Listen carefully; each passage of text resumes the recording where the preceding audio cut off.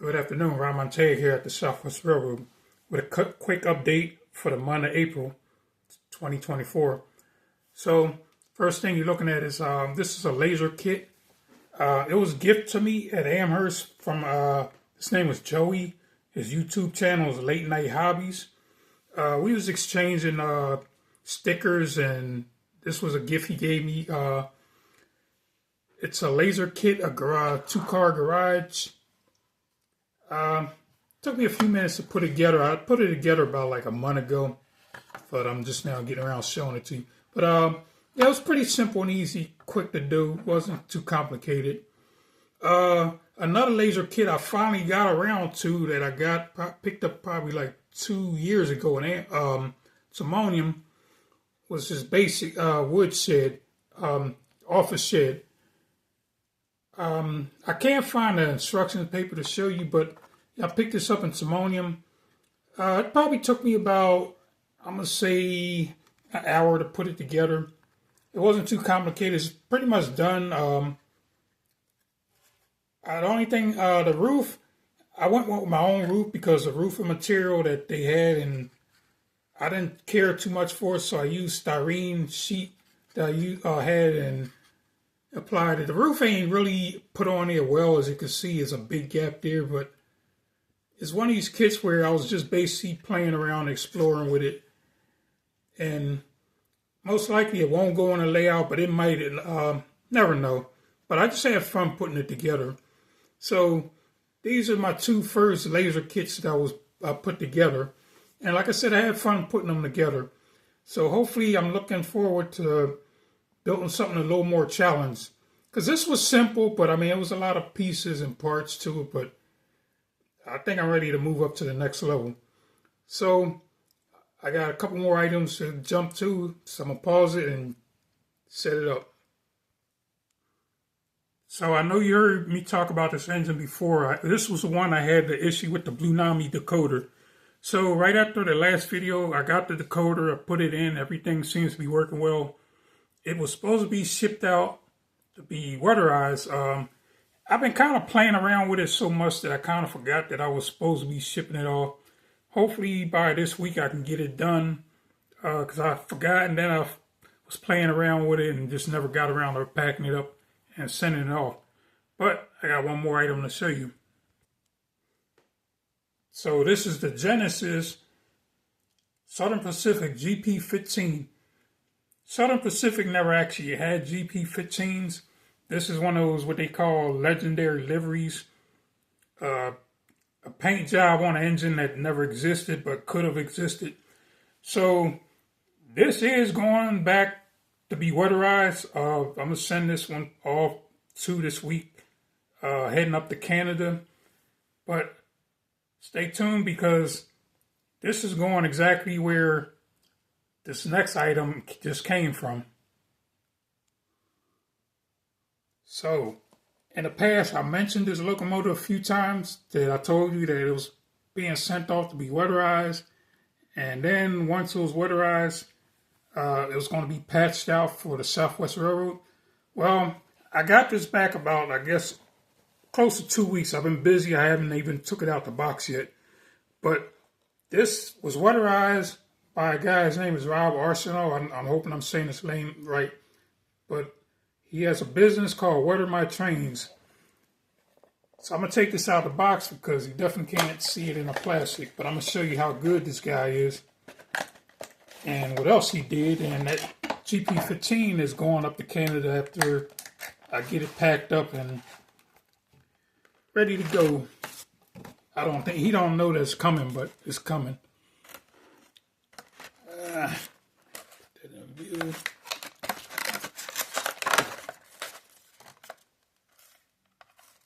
That all. So here we go. Burlington Northern RS3, weatherized by Rob Arsenault at the Weather My Trains. Did a great job.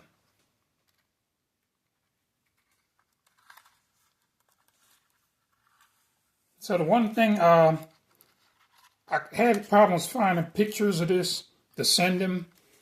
But some of the pictures that I saw, like as you notice, the locomotive itself, this is exactly basically what I saw when I told him. I said, so when Burlington Northern got these, well, they inherited them, and by the time they actually got around to painting them, they was pretty much at the point where they was being traded off and sold off. So they never really got to be too rusty and dirty and grimy before they was sold. I think Conrail bought most of them.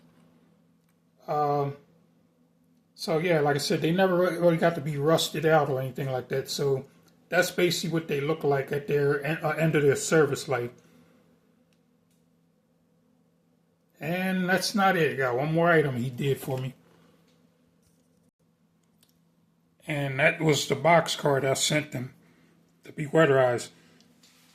He did a fantastic job on this. I cannot find not one thing to gripe about. I also noticed that he weatherized the wheels and they different colors on each end, which is great because they look different when they new versus old, so they don't always have the same look.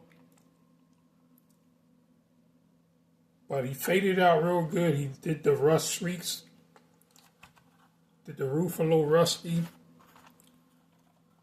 The other side. And once again, this was done by Weather My Trains.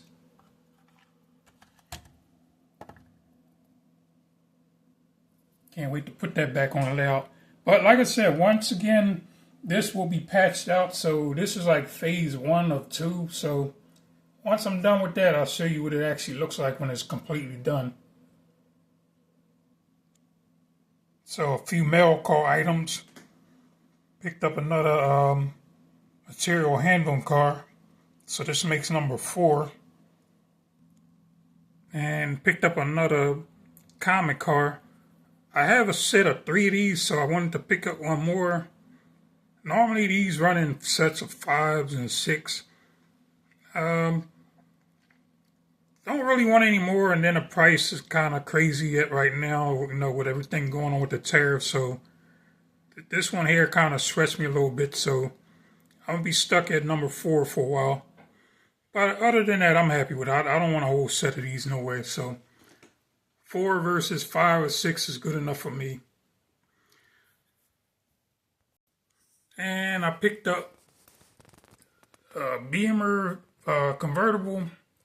I'm not sure what that is, if it's a 3 Series or a 5 Series, but nevertheless, it's a BMW. And I picked up a tank. So the tank is going to go on a flat car. I don't know which one. I have quite a few in mind. I like to get crazy with it and do the chain details, but I don't know if my eyes are going to let me do it. But hopefully if I put it on a flat car and come up with some creative ideas, it'll look convincing enough. So that's that. And I got one more item to show you, and I'm going to call it a night. So this is the last item up. So this is Afrin Roundhouse undecorated F7A. So in case you don't know, I was at one point into super detailing locomotives. That was back before companies like Afrin and Rapido and all other companies started detailing them. I was detailing my own, but you never seen them because when I was detailing them, they was for the purpose of DCC. I was still running DC, and those locomotives that had super detail were for DC. And once, like I said, once Afrin and all the companies started detailing their engines, I kind of abandoned the project and went with all the detailed engines. And so my goal is this summer. So I have this locomotive, like I said, just picked this up, undecorated, one headlight. And I want to go back to some of the older ones that I have. So that's an old shell. Well, actually that shell belongs to that body. This shell here I picked up in Timonium, I think last year. And So I'm only going to do two of these, probably that one and that one. I'm gonna use that one as a test bed, try some new stuff, and if it don't turn out right, I won't be too disappointed. But I'm gonna use that one as a test bed, and then whatever, if I like what I'm doing with that, then I'll move on to these two. But basically, these two are going to be identical, with the exception of maybe one is going to have spark arresters. So I picked up some detail stuff. I got two sets of plows, so I'm not even sure if I'm actually going to use them. Like I said, I'm going to experiment with the plows. One I'm going to have air conditioner, maybe both. That's this all experimental stuff. MU hoses, I got more. That's just picked up a few, and that one in the middle is a spark arresters. Like I said, one will have it. I'm not sure which one. I was kind of floating with the idea of putting a winterizing hatch on one, but I probably won't. So one other thing with this, so that had a steam generator. So I've removed the steam generator. I didn't want that on there. It wasn't as complicated as I thought it was. It just took a little patience. Got that off.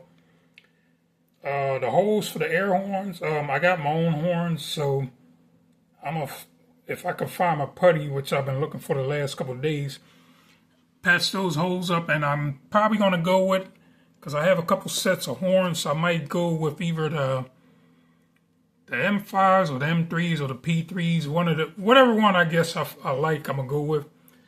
But yeah, I do detail engines, but I haven't. It's been about 20 years, I guess, since I actually been doing detailing, and I want to get back into it. So both of these engines, when they're done, well, that one is already DCC ready. I'm really not sure at this point whether they're going to have sound, but they will both definitely be DCC. Of course, that's old Afrin blue box body, so I got to rework it. I have everything basically, everything on it. I have replacement parts. I'm replacing the motor.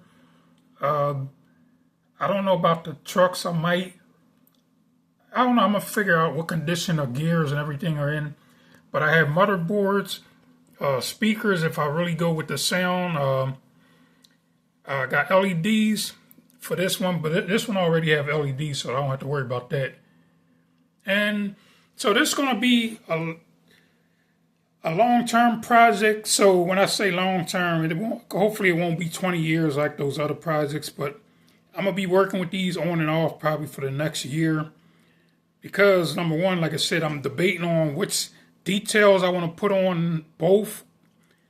And then once I come up with those ideas, I'm still working on the paint theme, because both of these are going to be painted for the Southwest Railroad. And I haven't really came up with a paint theme, so it'll be about a year, like I said, by the time I get everything figured out, everything ironed out. I have grab irons for these. Both. I have a Walters dress-up kit for that, as far as the windows and everything. And I have all the grabs also for that. That one don't come with grabs, but I do have grabs also. And that's what I've been up to as far as the layout. I haven't actually done anything to the layout. It's really dusty down there, so that's going to be project number one, is cleaning it up. And because I haven't actually been running trains too much, and the whole layout is just like really dusty. But I'm going to call it quits and stay tuned. And like I said, these projects here, they're going to be on and off and on. So within a year, hopefully I have some progress, and hopefully both of these will be done. But that's what I've been up to. Ron Montag at the Southwest Railroad. Good night, and I'll talk to you soon. Bye for now.